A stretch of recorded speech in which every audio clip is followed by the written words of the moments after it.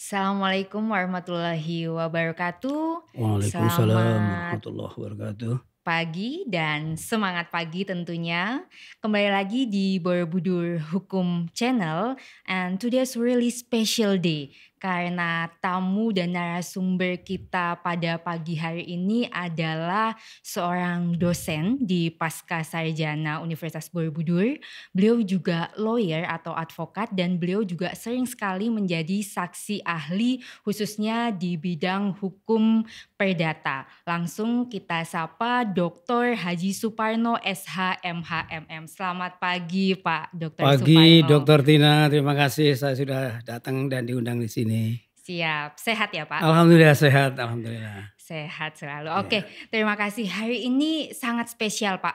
Dan tentunya sahabat hukum semua karena hari ini di seksi Borobudur Hukum Channel tidak seperti biasanya karena yang hadir adalah dosen pasca sarjana. Jadi kita akan ada sesi khusus yaitu Yuk Belajar Filsafat. Nah, pada pagi hari ini kita akan belajar mengenai Critical Legal Studies. Nah, CLS ini memang menjadi sangat menarik karena CLS ini memang menjadi salah satu pemikiran aliran hukum di era modern era gitu ya. Karena memang muncul di tahun 70-an dan kita tahu digagas oleh seorang ahli dari Harvard University, dia adalah Roberto Anger. Nah, gimana nih Pak Parno, mengapa kita akan memilih membahas mengenai CLS ini? Baik, terima kasih Bu Dr. Tina. Saya sangat tertarik dengan CLS ini karena CLS ini merupakan perspektif dalam mengembangkan dan mengawasi hukum, terutama bagi para ahli hukum ya. Oke. Kenapa? Karena memang kita melihat bahwa CLS ini menjadi garda terdepan ketika melihat produk hukum itu sering berpihak kepada pihak-pihak tertentu ya. Oke. Sehingga kalau saya melihat latar belakang atau yang melatar belakang ini adalah terkait dengan CLS melihat bahwa hukum tidak netral. Oke. Ketika hukum tidak netral, maka otomatis produk hukum itu bisa dipengaruhi oleh pihak-pihak yang melakukan pembuatan hukum itu sendiri, membangun hukum itu sendiri. Makanya kalau kita melihat dari sisi yang melatar belakanginya adalah ada salah seorang, katakanlah tadi dikatakan adalah Profesor Roberto Anger. Dia adalah seorang profesor dari Harvard University Amerika Serikat yang punya gagasan untuk mengatasi persoalan hukum ini. Karena CLS ini menganggap bahwa hukum ini ternyata tidak netral, tidak menjawab tantangan yang ada di masyarakat. Nah, kalau hukum tidak netral dan tidak menjawab tantangan di masyarakat, maka CLS meyakini bahwa hukum ini hanya sebuah angan-angan yang tidak terjadi. Nah, ini mengkritisi terkait dengan hukum yang berkembang di Amerika khususnya ya. Maka bagaimana ingin membuat suatu gagasan agar supaya salah satu garda yang akan mengawasi dan mengkritisi terhadap hukum itu memang perlu dibangun. Ini salah satu di antaranya. Ya. Very interesting ya. Very interesting. Jadi Critical Legal Studies ini memang mengkritik. Mereka mengatakan bahwa memang tidak mungkin hukum itu netral. Karena memang hukum itu adalah produk dari politik begitu ya tadi. Betul. Yang disampaikan. Nah, lalu bagaimana Pak Parno melihat dari kacamata Critical Legal Studies ini ketika masyarakat Indonesia gitu ya, khususnya mereka yang lemah gitu ya, kita tahu bahwa CLS ini sering sekali digunakan oleh LSM atau kuasa hukum, dalam hal ini orang-orang yang tertindas gitu ya. Nah, banyak sekali di Indonesia sekarang ini orang yang skeptik terhadap hukum atau merasa hukum ini memang tidak adil gitu ya. Nah, bagaimana Pak Parno melihat ini dari kacamata CLS? Baik, jadi sebenarnya aliran legal studies ini adalah merupakan bagian dari filsafat hukum, ya, yang mengkritisi terhadap keberadaan hukum itu sendiri. Nah, kalau kita melihat bahwa ternyata masyarakat kita ini banyak yang awam, tetapi yang mengkritisi terhadap produk hukum ini luar biasa, seperti yang katakan Dr. Tina, LSM, NGO. Ini memang perlu dibangun. Karena apa? Ini akan melihat bukan dalam konteks nasional, tapi juga internasional, walaupun bahkan itu menjadi kepentingan negara-negara maju. Oke. Ya, jadi ketika kita bicara masalah bagaimana hukum kita Indonesia ini, ternyata sebenarnya ada tuntutan negara internasional.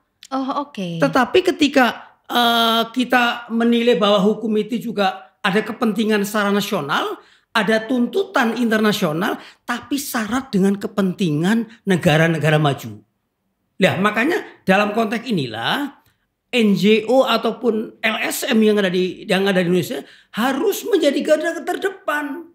Agar apa ya? Agar mengawasi. Karena hukum ini tidak pernah bebas dari nilai. Oke. Makanya CLS mengatakan bahwa, bahkan dia mengatakan bahwa formalitas hukum itu tidak pernah terjadi. Makanya terkait dengan Hen Kelsen itu mengatakan bahwa hukum itu adalah bebas dari anasir-anasir, itu tidak mungkin. Itu tidak mungkin. Tidak mungkin akan bebas dari anasir. Kenapa?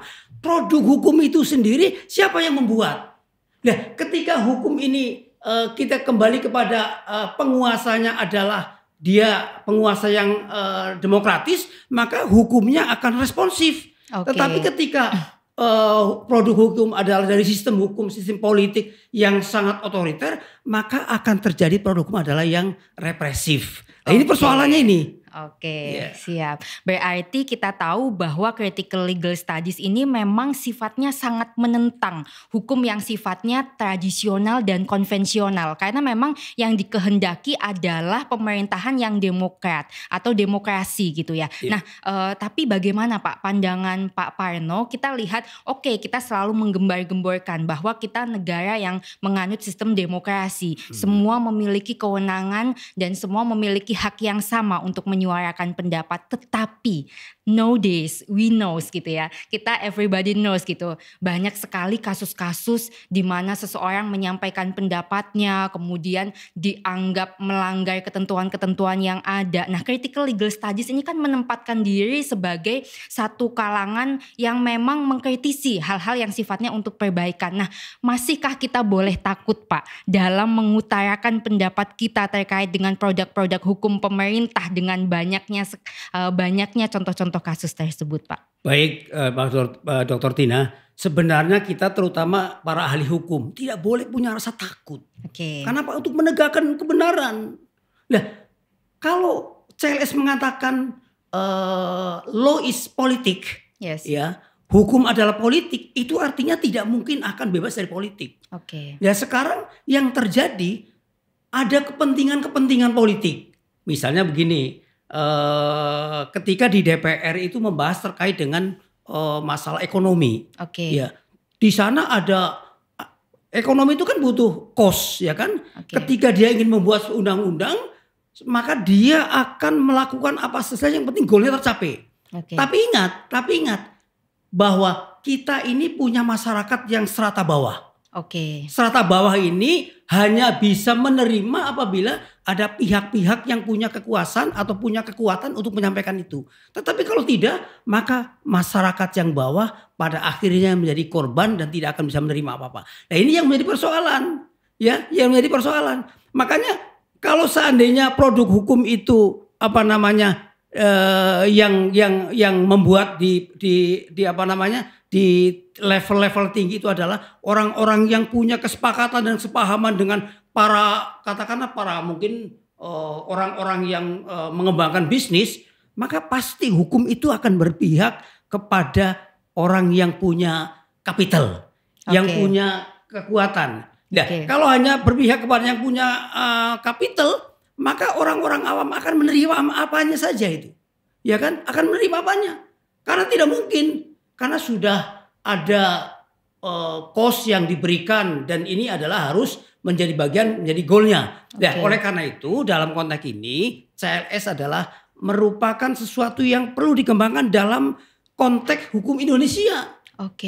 Harus dikembangkan dalam konteks hukum Indonesia. Artinya implementasinya atau aktualisasinya seperti apa? Nah, ini yang perlu menjadi bagian yang bagaimana agar supaya aktualisasi CLS ini benar-benar diterapkan di Indonesia. Oke, berarti Oke. memang CLS ini memang sangat baik karena kita memberikan counter gitu ya terhadap kebijakan-kebijakan yang dirasa memang tidak memihak kepada masyarakat banyak gitu ya. Ya. Karena memang CLS ini tidak memisahkan antara politik dan hukum sehingga memang CLS ini kemudian melihat hukum juga dari kacamata politik pembentukannya gitu ya Pak ya. Sehingga memang kita kenal di metode CLS ini ada tracing, ada deconstructing reality, dan ada delogimating hierarchy di mana kita melakukan atau menentang peraturan hukum yang sudah ada tetapi tidak sesuai dengan kepentingan masyarakat umum. Juga kita mereka atau merekonstruksi pemikiran hukum, juga melakukan reka hierarki begitu ya Pak ya. Betul. Nah,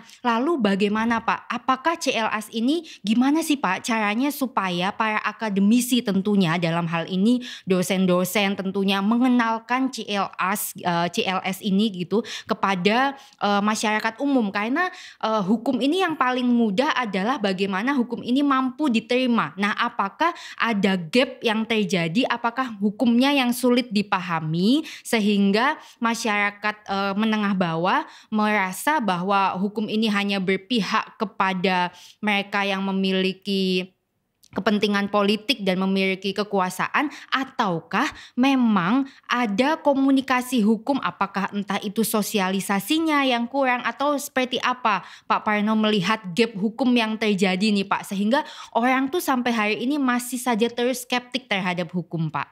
Baik, jadi ada agedium di masyarakat bahwa hukum itu tajam ke bawah dan tumpul ke atas. Ya, agedium ini adalah merupakan sesuatu yang menjadi perbincangan masyarakat. Okay. Ya, makanya kalau terkait dengan CLS ini kan akan mengkritisi terhadap produk hukum yang ada. Misalnya tadi Dr. Tina mengatakan ada trashing, ya kan, ada reconstruction dan sebagainya. Itu adalah merupakan cara. Jadi begini, kalau kita bicara masalah konteks harmonisasi hukum itu ada harmonisasi total, ada parsial, ada harmonisasi modifikasi total. Tadi dalam konteks CLS itu ada trashing. Okay. Trashing itu misalnya begini, kalau kita melihat ternyata kerangka teorinya tidak benar, ya kerangka teorinya tidak benar, bagaimana dia akan menganalisis kepada produk hukum, ya kan? Yeah. Maka kalau kerangka teorinya salah, maka akan menjadi kesimpulan yang salah. Maka tracing ini harus melihat dan bahkan akan membongkar tracing ini. Nah, terkait dengan rekonstruksionalnya itu juga harus melihat bahwa ternyata ada semacam produk hukum yang menyimpulkan bahwa hukum itu ternyata jauh dari apa yang dikehendaki. Dan makanya terkait dengan proses yang ketiga itu harus ada melatar belakangi pada sejarah.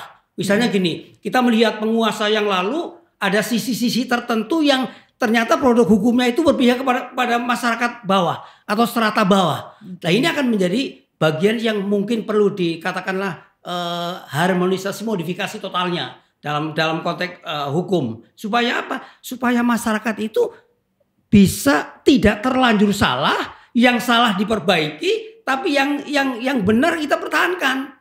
Nah, ini konsep tracing itu kan seperti itu, ya kan? Sekarang bayangkan masyarakat sudah terlalu bosan mendengar kondisi hukum di masyarakat kita, tetapi para ahli hukum sendiri tidak mau mengkritisi karena mikir. Padahal konteks CLS ini adalah merupakan bagian yang meyakini bahwa hukum itu memang syarat dengan politik. Jadi tidak mungkin produk hukum itu bebas nilai dan lain sebagainya, ya kan? Makanya terkait dengan antara fakta dan teori, ya itu orang tidak percaya. Faktanya begini, ya kan? Teorinya seperti ini, faktanya seperti ini. Kemudian nilai-nilai yang muncul seperti ini, tetapi values-nya di masyarakat seperti ini. Nah, ini adalah harus ada pendekatan. Jadi kalau boleh saya katakan bahwa CLS adalah merupakan garda terdepan untuk mengawasi dan memperhatikan dan bahkan mengusulkan hal-hal yang bisa memberikan kesejahteraan dalam konteks hukum. Dan ini adalah orang-orang yang tahu tentang hukum. Oke, berarti simpelnya sebetulnya ketika kita mulai mengkritik hukum dan kita memiliki awareness terhadap hukum bahwa oh ini ada satu regulasi yang nggak oke, ada satu regulasi yang memang harus dikritisi. Sebenarnya secara tidak sadar kalau semacam kita nonton TV gitu ya, untuk orang-orang yang tidak mengerti hukum sudah bisa mengkritik gitu aja, sebenarnya itu sudah ber-CLS gitu ya Pak ya? Betul. Oke.